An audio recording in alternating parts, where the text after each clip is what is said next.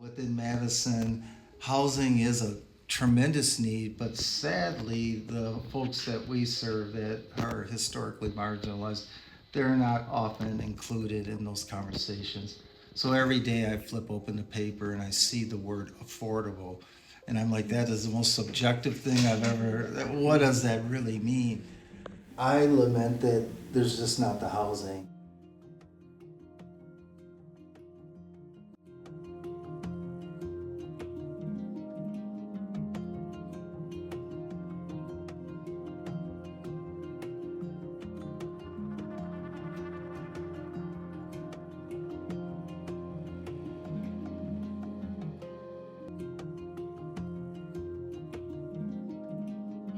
Oh my God. There we go. This is gonna sound super corny, but when people ask me to describe Odyssey, I tell them the secret sauce is love. Last night I was sitting with one of our mothers, a single mom, who is facing, I'm preaching to the choir here, but a multitude of challenges. And I was sitting with her and I said, imagine if you were admitted to Odyssey and we could look you in the eye and we could say we could really help with the housing piece of it. What would that do for you? And she looked at me wide-eyed and said, we could eat 3 times a day versus 2 times a day.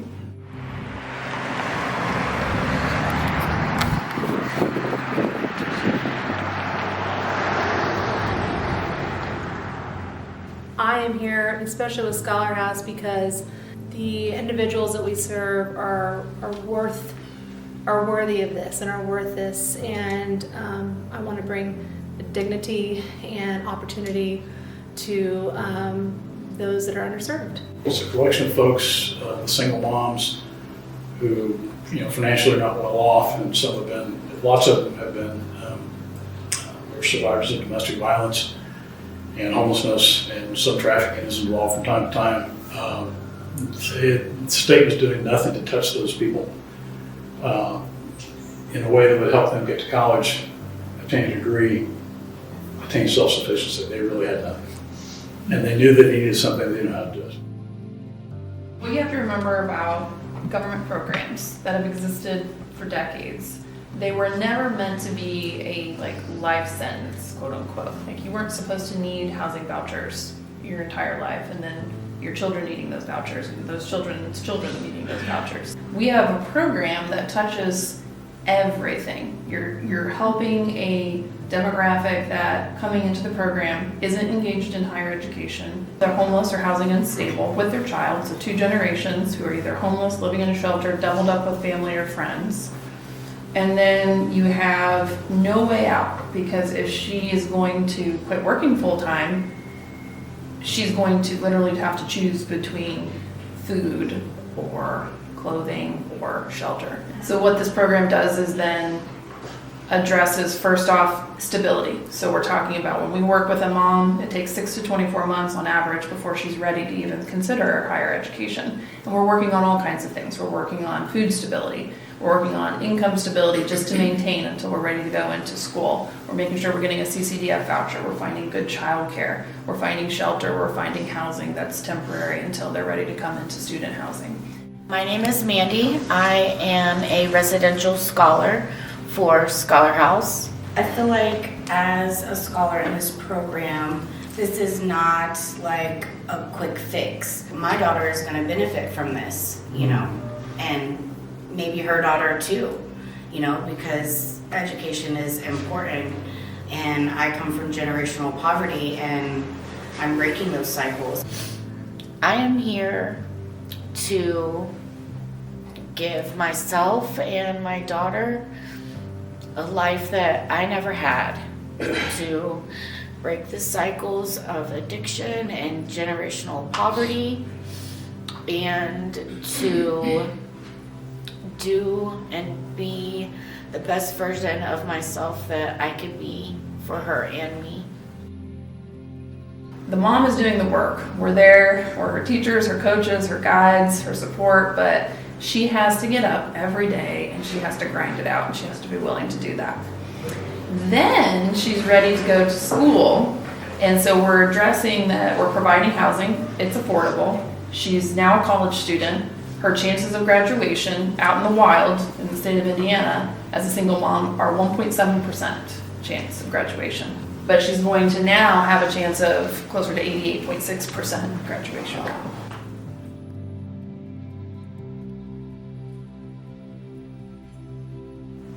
I have not shared the life experiences that these folks have.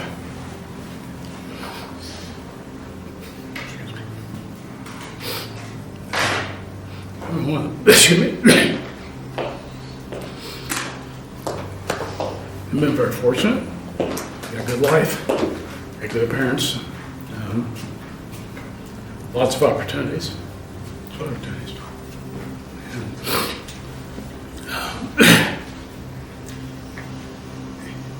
Through all that, I developed a sense that I really need to do more to help people and have the same kind of opportunities that I had.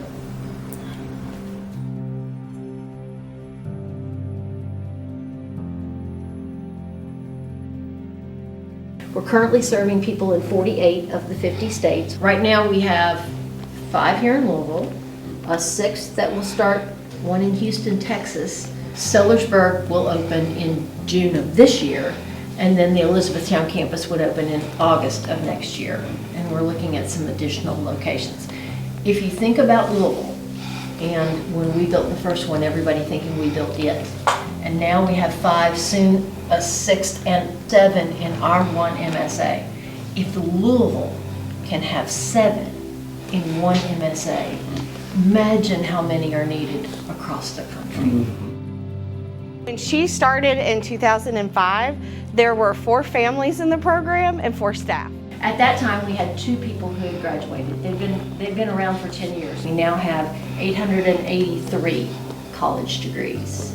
Includes an MD, a JD, a PhD, a whole bunch of doctors in nursing practice, educators, social workers, engineers. The reality is, in 10 years, 3 families, maybe 4, will live in an apartment with us, not 1.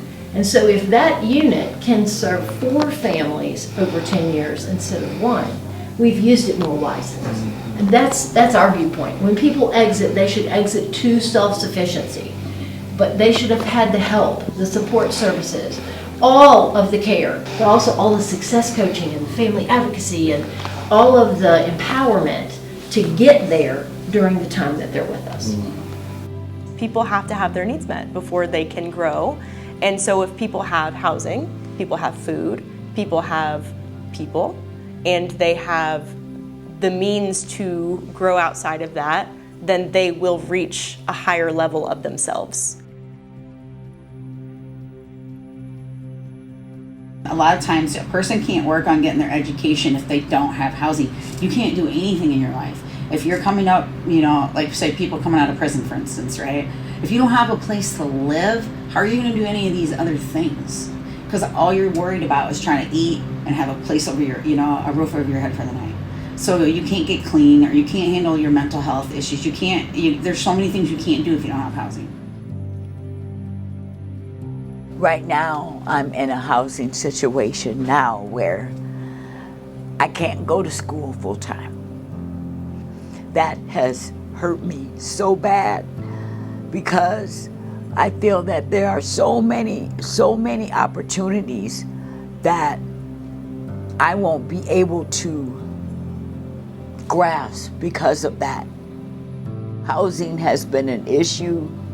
It continues to be an issue for me and for other Odyssey students. I know that there have been times, even with my current situation, where I've had to choose from, do I buy that tomato or do I buy a pack of hamburger? Because I have to pay my rent, okay?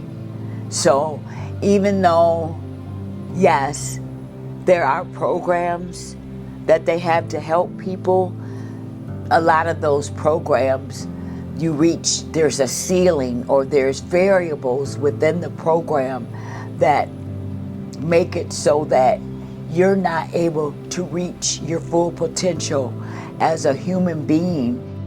Housing is an area that we really need. We really need housing. We really do. So, thank you.